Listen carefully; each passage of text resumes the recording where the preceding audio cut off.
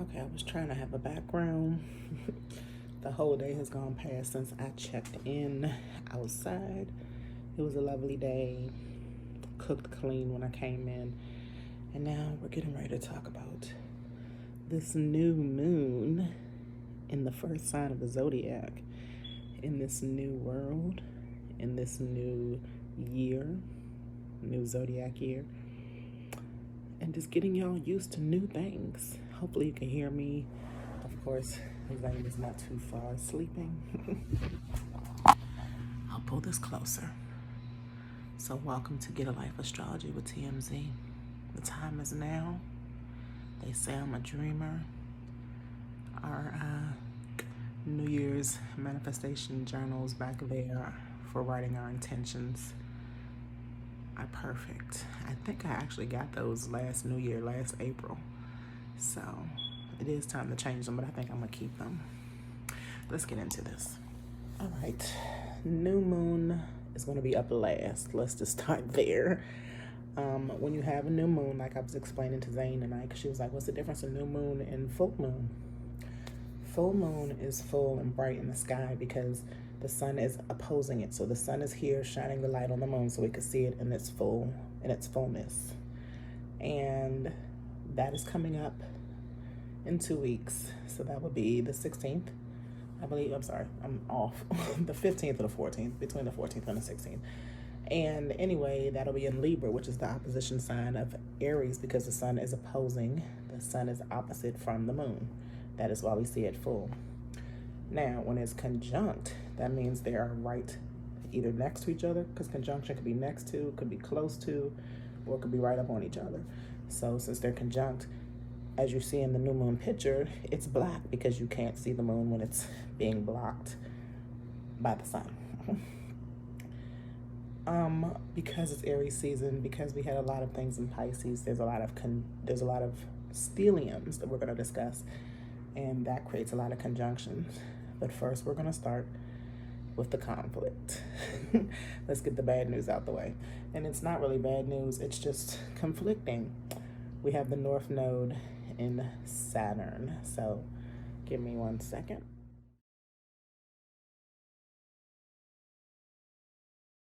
So as you can see, my old address right there. I actually caught this at 11:11 p.m. an hour ago and some change, and at 11 seconds, so I shaded that. All right, let's get to the wheel here. So this is what it looked like. It shouldn't change too much after we update it, but as you can see here, these are the nodes. This is the North Node in Taurus. Looks like the earphones. Okay, there's the Taurus sign. It's in 23 degrees. It stays in retrograde because it's going backwards. And here's the South Node. Looks like the upside down earphones, and they always are opposing each other. That's what opposition means. And anything that they're opposing together, they will square together. So here's the big red squares, red lines. Red lines mean trouble sometimes. This one I'm not sure. If somebody can tell me, I'm thinking that this is Scorpio. Scorpio South Node is quincunxing, if I'm not sure. I'm okay. I mean, because it's at 23 degrees and it's pointing to the sun in Aries. Not the sun. It is pointing to the sun. It's at 11, so I'm not sure. Please excuse Zane snoring, y'all. All right, so anyway, here are all the stelliums, which means there's more than one, more than 3 signs in one, more than 3 planets in one sign. So here are all the planets in Aquarius, and here are all the planets in Aries. So Aries has a 4-planet stellium. One of them is Chiron, which is the Wounded Helix asteroid. And these are the planets we're going to discuss. So as we discussed, the nodes are squaring. You see they're squaring on both sides right here at 22 degrees Saturn. The nodes have to do with our destiny. North Node is where we're going in life, what we need to achieve and strive for. South Node again means where we are moving away from our karma, what we've already experienced. And then Saturn, they're at 23 degrees, but A square can be about 2 degrees apart, so they're only 1 degree apart. And Saturn is the planet of authority, restrictions, responsibilities, reality, a lot of the reads except retrograde. And Saturn also has to deal with father figures. Let's talk about it. Okay, so the North Node squaring Saturn, we're going to start with the North Node. This is like being in Aquarius, Saturn, and the North Node being in Taurus. This is securing humanity. Aquarius has to do with humanity. Taurus has to do with securing, being financially secure, being secure in what you value, and your desires. And we must really release the need to control, because these are all fixed signs. That's why they square. And fixed signs tend to want to control. I'm one fixed sign. Scorpios are fixed. Scorpios, Taurus, Aquarius, and Leo. We tend to want to control things, fix things, and sometimes fear things. Procrastinate with that fearing. So what does that look like? For a couple of examples. With control, it must be this way or the highway. It must be my way or the highway. Getting rid of that will help bring in, or releasing that will help you control yourself instead of others, because we can't control others, okay? Fear, an example is that as you just thinking of what's going on and what we're breaking away from now, gotta comply. I feel like I should still be scared of the air. I feel like I should still be scared of children's germs, which have been out for centuries before 2020, right? And we've all made it through. And then when you want to fix the fear, you feel like fixing the fear is a mask, or fixing a fear is protecting peoples who have the rights that we all did not agree on. Not going to touch on that. Don't want to get flagged. But just release the want or need to have control or fix everything or conform to everything. And then work on yourself. Work on controlling your situations that might be not beneficial to you. Work on hoping for yourself and not fearing for yourself. And fix yourself, ultimately. South Node in Scorpio is squaring Saturn in Aquarius. Again, fixed signs. Time to release. Remember, the South Node has to deal with what we want to release in our lives that would be beneficial to move into the North Node energy, which is what is our destiny at the time. Okay, so release the secrets. Scorpio has to deal with a lot of secrets. Don't hold them in anymore. This ultimately lets you step into your power. Once you release fear and secrets, you can ultimately be a better person for yourself. You can feel better. You can feel more in control. And that is what you want. You don't want to control everybody else when you don't have yourself in control. And take it from me, because I definitely had to control my hands, mouth, and all kinds of things. And it does make me feel a lot better, because I didn't have to waste my energy or get aggressive or angry, which Aries energy brings in. Both Aries and Scorpios are ruled by Mars. We'll get into that in a minute. Even with the South Node squaring Saturn, remember I said Saturn has to deal with male figures and authority. A lot of male figures have been beneficial to us, but a lot have not. A lot have ruined our lives. And I'm not just talking about women, I'm talking about men have ruined men's lives. Men have ruined boys' lives. And the divine energy that we'll talk about when we get to Venus is kind of just like, let's realize, and there's a lot that we got to realize when we talk about things in Pisces that are not, we're not going to put out with anymore. We're done. That's our past. That's our karma. Women have rights. And women are women. And I'm not going to get flags, so y'all know where I'm going with that. So, again, the South Node is transforming humanity, but not in everybody has to do this kind of way. Transforming humanity, meaning, okay, we've already done that. Let's try something new so that we all can step into our power, not step into fear, anger, vindictiveness, the Scorpio things that we don't want to do anymore. All right, nodes are both trining. So let's look at that really quick on the wheel. They are trining everything in Pisces because the nodes are in water signs, which are, Pisces is a water sign, so is Scorpio, and earth signs, which are why they are trining. Okay, so a trine happens with the same element. So the north node is trining the Piscean ruled planets, which is Jupiter and Neptune, and the south node is sextiling.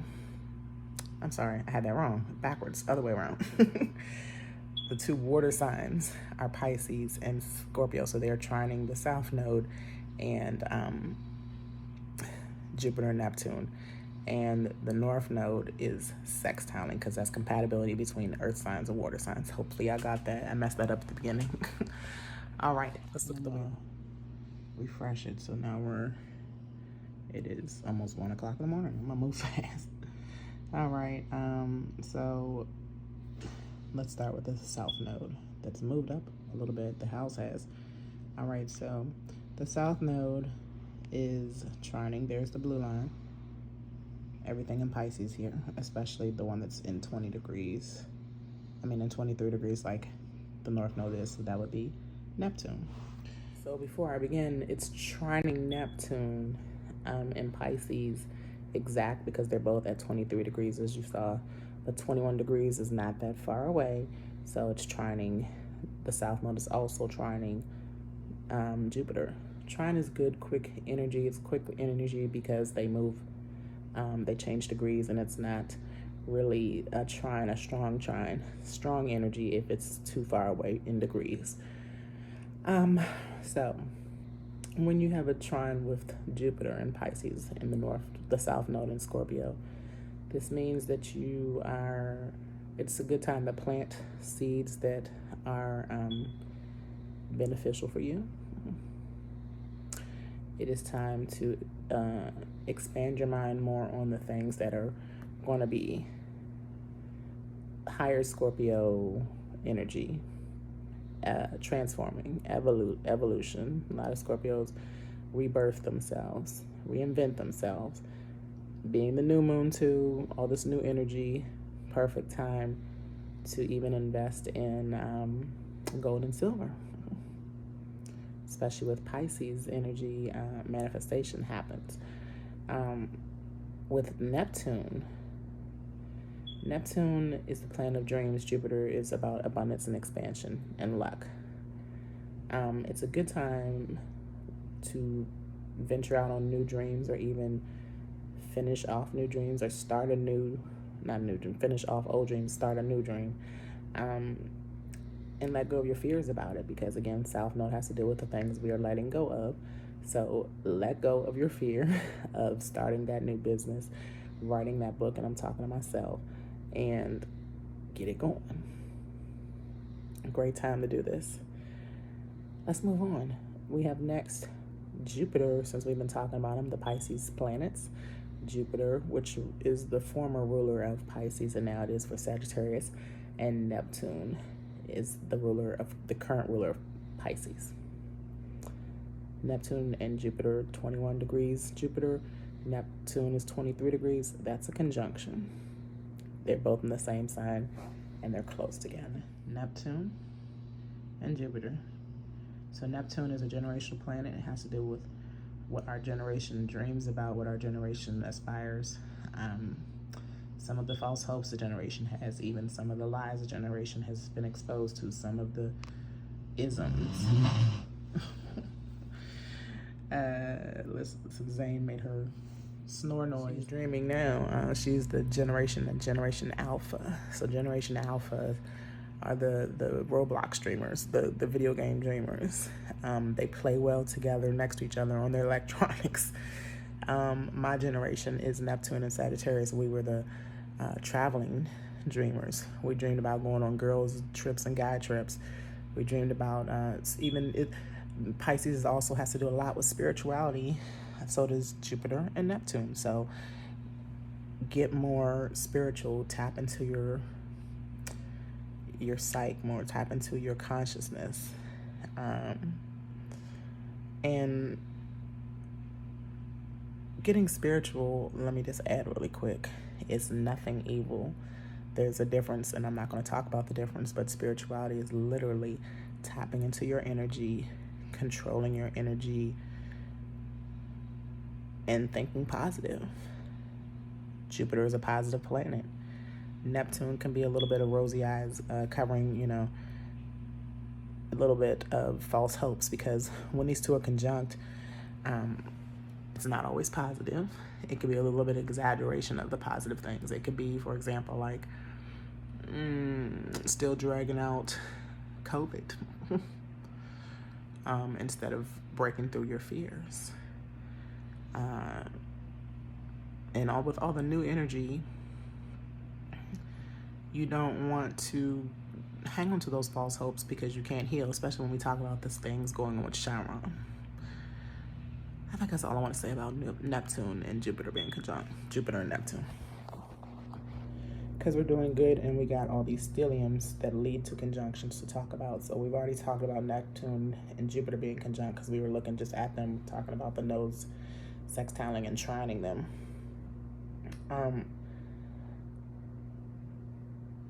The stelliums that we just looked at on the wheel, there are 4 planets in Aries. That is the sun, the moon, which is why they are conjunct now in a new moon today, and Mercury and Chiron. So we have to talk about those 4 planets and their conjunctions with each other. We're going to go through this quickly, I promise. Then we have the Aquarius planets. Saturn was the former ruler of Aquarius, Venus, and Mars. Venus rules Taurus and Libra, so being in Aquarius, Venus is comfortable because it's comfortable with air signs and earth signs.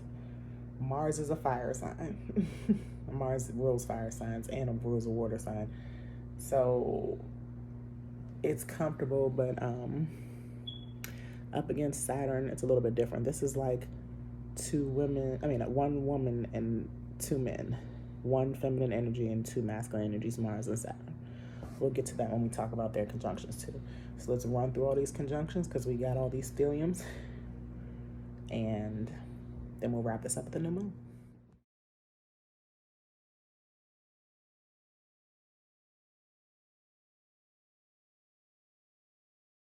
All right, so you saw that list of conjunctions that we're getting ready to go through. Let's start from the bottom up. So we have Venus conjunct Mars. Now it's at the bottom because Venus is not as close to Mars anymore. Venus is getting ready to be in Pisces actually in about a week. Venus is at 25 degrees and Mars is at 19 degrees. So they've been conjunct. They were exact conjunct on the beginning of March, or the middle, in the beginning. It's like the first week. And they both went into 0 degrees at the same time of Aquarius. Now Venus has moved on quickly. They were also conjunct a little bit in Capricorn, because Venus was in Capricorn for a long time. We're not going to go back over that, but remember, she was in Capricorn for a long time, just feeling restricted, just feeling like men are taking over the world. And it's like, is that not what we're talking about? Especially with Mercury moving into Aries and the slap. And then,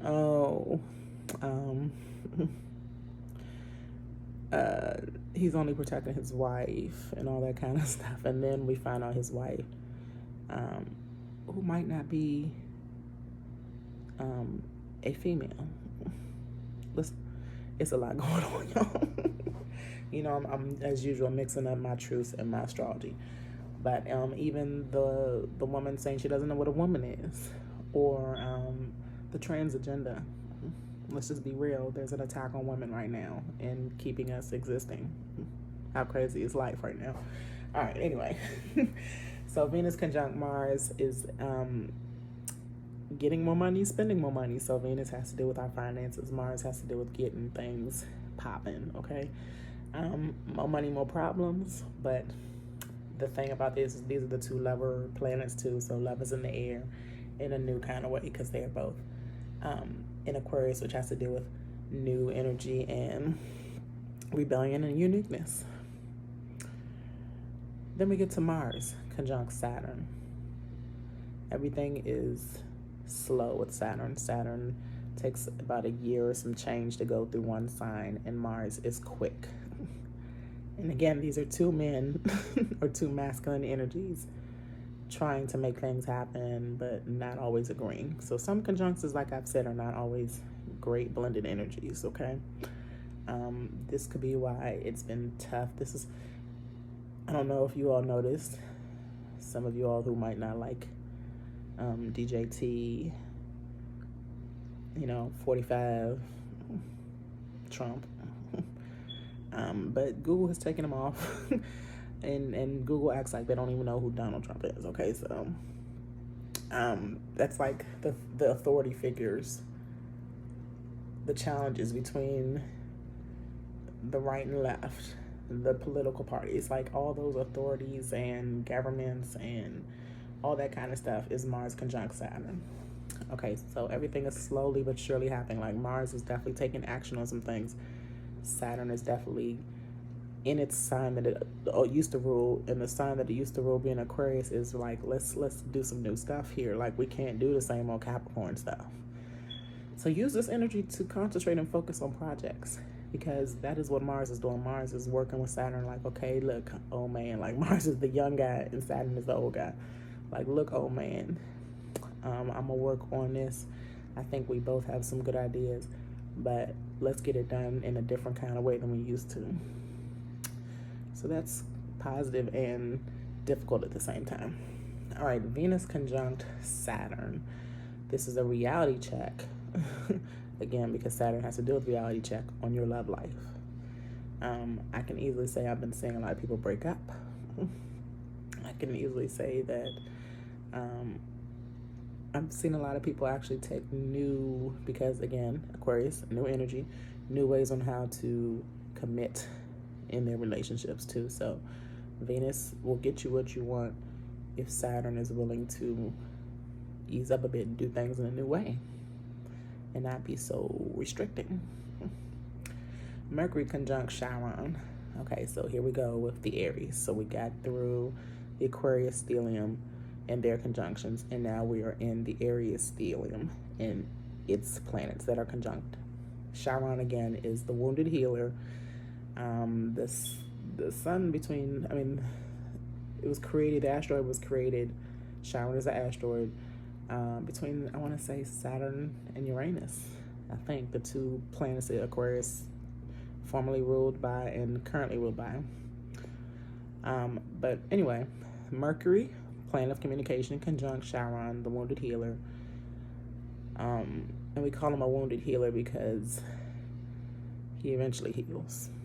So just keep that in mind. He eventually heals after going through a sign for, I think it could be between 2.5 and 5 years, depending on the retrogrades. He can literally get some healing by the end of his journey through whatever sign, and whatever sign it's in. Like Aries now, the healing has a lot to do with, because Aries is the first sign, it has a lot to do with things in our head, things in our past. Being the first sign, that's like birth, things all the way back since birth. This is deep. So Chiron's been waiting for this too, to be conjunct with all these other planets, especially the sun. But let's start with Mercury. So Mercury is conjunct Chiron. You're more conscious, because remember, Mercury has to deal with our communication, knowledge, and information. More conscious on the things you've been needing to heal about. Let's just start there. Okay, think, what do I need to heal? What is the problem? And what is the real issue at hand? How can I get to the root of the problem? Because this is going to keep coming up until I heal. I'm going to save my examples and just keep going through this, okay? Because I really want y'all to think when we talk about Chiron. Moon conjunct Chiron. Moon has to do with our emotions and how we react. Watch your impulsive, because we're in Aries, watch your impulsive and aggressive emotions. Don't get triggered because you're trying to heal and something came up that you think is too hard to deal with. Anything buried, you bury a seed, something's going to grow out that ground, something's going to grow out that crack, something's going to grow out that water bottle. That something that you think may need to stay buried does not need to stay buried, because it's going to keep coming up. That's why we have retrogrades. Lessons need to be learned. And that's why retrogrades always happen, because lessons need to be learned. So, healing takes accepting first, or being conscious about it, knowing, thinking. That's why we started with Mercury. And now we need to put our emotions aside, cry it out, and then accept what needs to be healed. And that really can bring on some growth, and you can keep from going back and forth with the healing and actually move into some new areas. Like Shaman will finally move on after these conjunctions into new territory that it hasn't been in, even though it was in retrograde some of last year. All right. Before we go into the things that the sun is going to do with Chiron and the other planets, let's talk about the moon. So we just did the moon and Chiron, right? So moon conjunct Mercury now. So moon in Aries. My daughter, again, I know y'all love me talking about this. I'm going to tell her happy new moon. Happy lunar return. And I was just thinking when I was looking at her chart the other day, and just thinking, because of what I know with new moons, if you're an Aries and you're born with an Aries moon, you're born at the new moon. So my daughter was born with an Aries moon. I think her moon is like in the teens. So had I kept her for another day in my stomach, or a day and a half, she'd have been a Taurus moon, because she's a Taurus sun.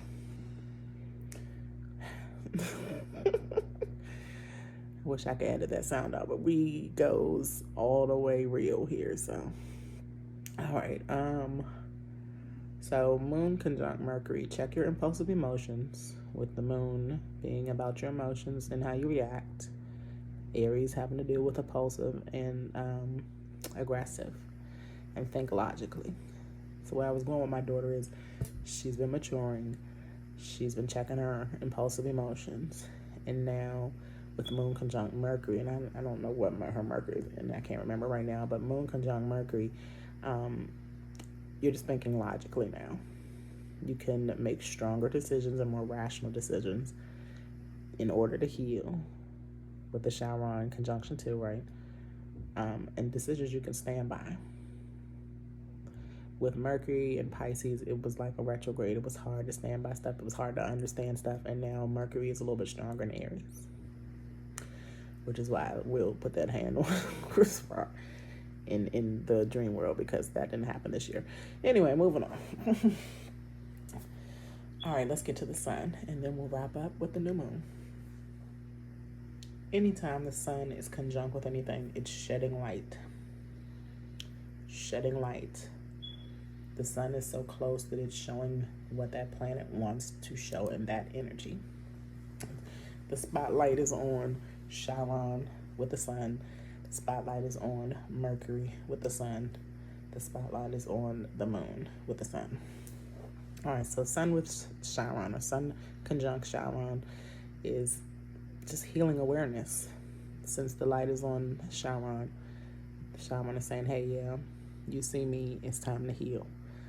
You see what the issue is now close up, because now it's time to heal. And the sun is saying, hello, I'm showing you my asteroid here, Chiron. And with Aries, again, being the first sign, it's going to be things that came up that are coming up from birth. I want to go into my own stuff, but or things that I've noticed about this conjunction with people. I just noticed that it's pleasant seeing some people make realizations on what they went wrong with, or what they noticed somebody else went wrong with, but they're healing because they're not getting angry or triggered about what they need to heal from their past. with the sun conjunct Mercury, ideas, share them. Need to have a conversation or a meeting with somebody, have it. This is a good day to just talk about things, especially being conjunct with Chiron. Talk with that father figure, with all the things conjunct Saturn, about how maybe you may be feeling. If they don't receive it well, then you're going to use you're going to make a conscious effort to release that. You said it, you shared it, and the healing process comes from sharing and whatever comes.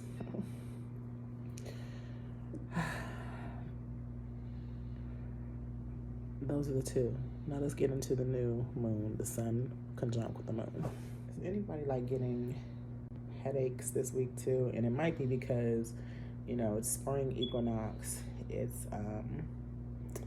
Mars in Aries rules the head. You know, Aries is, the ram is a symbol, so rams always use their heads. It's the top of your body. Pisces rules the feet, so it's the bottom of your body. So like the top, you need to really take care in the Aries and Pisces season, your head and your feet. It's really good for just keeping a mind balance. You're balancing everything in between. So Aries starts the zodiac, starts the body. Pisces ends the zodiac, finishes the body. All right, back to the new moon. So the new moon, we always set intentions, write things down, write them into existence. That is why I have the journals behind me that me and Zane will do tomorrow. There's Aries being the first sign. There is the new zodiac year. It's supposed to be a new financial year. We'll see about that coming soon. Spring equinox, time to plant. And most seeds that are planted now, I would plant a lot because it's the beginning of the year. Begin something new in a cycle. You know, by the Libra season, we'll be able to harvest the things that we plant now. I wanted to talk about Jupiter again, that will be in Aries in about a week, like I said. I think it's April the 5th.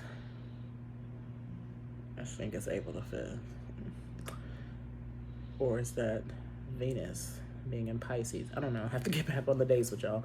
But Jupiter will be in Aries soon, where things, after they've been dreamy and after you've been, you know, uplifting yourself and manifesting things, with Jupiter being in Pisces, and you can just really get out you can really get abundance of things. I know this house is coming. I got my voucher yesterday, all these wonderful things. And then you can go forth with action that you take, of course, the action that you take. And Jupiter in Aries will set everything going. I'm talking about Pisces is the big dreams. Dream big, right? And then Aries is like, okay, let's go get it. So Jupiter in Pisces and Aries is going to be good, which is why April and May are going to be good. Also, Venus is coming out of Aquarius, like I said, and will soon be in Pisces, giving you the big dreams. It's very comfortable in Pisces. Venus wants these dreams. Venus desires to make things manifest. And in the most explosive way, when Venus moves into Aries, these things that Venus wants and needs, without an aggressive or impulsive way, she'll get what she wants. And then after Venus moves into Aries, we have Venus in Taurus, which is what she rules. So Venus is looking good from here on out too. April and May are lit. The new moon today on April the 1st is the beginning of the year, the beginning of the zodiac year, the beginning of a new cycle.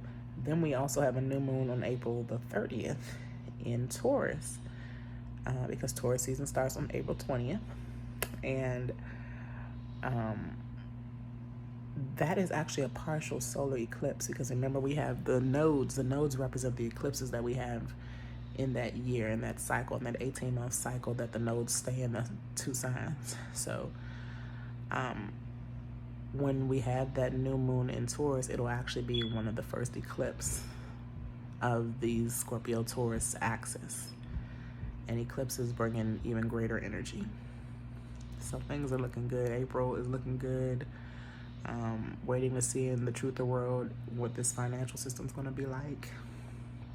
Taurus season gives you what you want.